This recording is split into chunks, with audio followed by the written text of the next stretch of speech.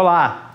O presidente Bolsonaro tem que vencer uma batalha política que não tem nada a ver com a moderação, enche de aspas aí, do presidente. É conseguir aprovar o nome dele para o STF, o André Mendonça, o ex-advogado-geral da União, que está batendo de porta em porta sem sucesso no Senado para conseguir ser sabatinado e depois votado e aprovado para chegar ao STF e substituir de fato o ministro Marco Aurélio Mello, que se aposentou. No diagnóstico de hoje, eu vou falar sobre qual é a real situação dessa indicação e por que já começaram a chegar à mesa do presidente propostas alternativas ao nome do André Mendonça. Porque, embora ele esteja indicado, muita gente está trabalhando para pegar esse lugar. Vamos fazer uma recapitulação? O André Mendonça é um nome terrivelmente evangélico, para usar uma expressão do próprio presidente, que o Bolsonaro tirou da cartola para atender a uma promessa feita por ele, não foi uma exigência, de indicar um ministro evangélico ao STF. Mais ou menos a gente já sabia que seria o André há alguns meses. Havia algumas outras pessoas no páreo, por exemplo, o presidente do STJ, Humberto Martins, que é evangélico, mas foi prejudicado pelo fato de ser próximo do Renan Calheiros, algoz do presidente na CPI.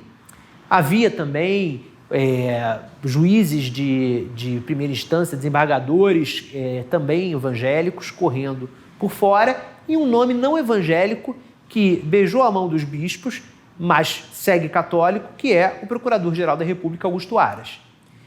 Indicado o André Mendonça em julho, no início de julho, então, portanto, vamos lembrar que já fez aniversário de 2 meses a indicação dele, começou uma outra via crucis, para usar uma terminologia religiosa, já que se trata de uma indicação abertamente feita segundo esses critérios. A via crucis do André Mendonça, até agora, não mostrou que vai ter um final feliz. A grande pessoa que inviabiliza a indicação dele chama-se Davi Alcolumbre, o ex-presidente do Senado, que é atualmente presidente da Comissão de Constituição e Justiça do Senado, e cabe a ele marcar na CCJ a sabatina do André e, posteriormente, a votação dele na CCJ para depois o nome, se aprovado, ir ao plenário. Só que o Davi está em pé de guerra com o governo faz alguns meses. Ele considera que perdeu muito poder depois que saiu da presidência do Senado. Ele queria ter ficado como o responsável pela distribuição das chamadas emendas de relator, que são aquelas emendas que o governo usa para fazer o orçamento secreto. São emendas que todo ano sempre existiu, todo orçamento tem, que são para pequenos ajustes que o relator tem que fazer na hora de fechar o orçamento. E são muito discricionárias, elas não são amarradas. E o governo passou a usar isso para comprar apoio político dentro do parlamento. E o senador ou o deputado que é o responsável na sua respectiva casa por distribuir a emenda, escolher quais são os deputados que vão receber essas emendas de relator, ele tem muito poder junto a seus pares. O Davi queria ter ficado com essa função e não ficou. E várias indicações acertadas com o governo ainda no período da presidência dele, até hoje não foram cumpridas. O Davi Alcolumbre, então, vem abertamente chantageando, ou melhor, veladamente, porque não é em praça pública, chantageando o Palácio do Planalto. Ele quer mais poder, ele quer mais consideração para conseguir viabilizar o André Mendonça. Só que o Davi Alcolumbre foi além. Ele também prometeu ao Augusto Aras que vai fazer do Aras o seu nome de ministro do Supremo. Ele não quer que seja o André. Ele quer forçar que o presidente tire o nome do André, retire a indicação do André e indique o Augusto Aras. Assim, o Davi chancelaria o nome do Aras e seria visto como uma pessoa que fez o ministro do Supremo e teria, portanto, o poder que ele quer recuperar, devidamente recuperado. O Aras, sabedor disso, e o próprio Humberto Martins, que eu citei há pouco, presidente do STJ, eles continuam no páreo, continuam se articulando.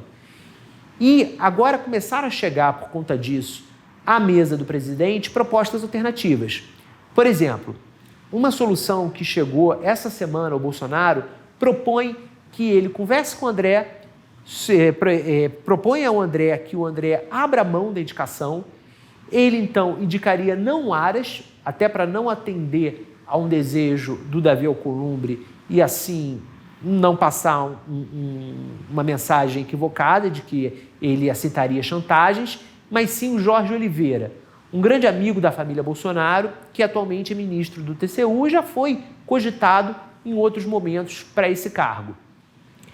Como ficaria a solução do terrivelmente evangélico?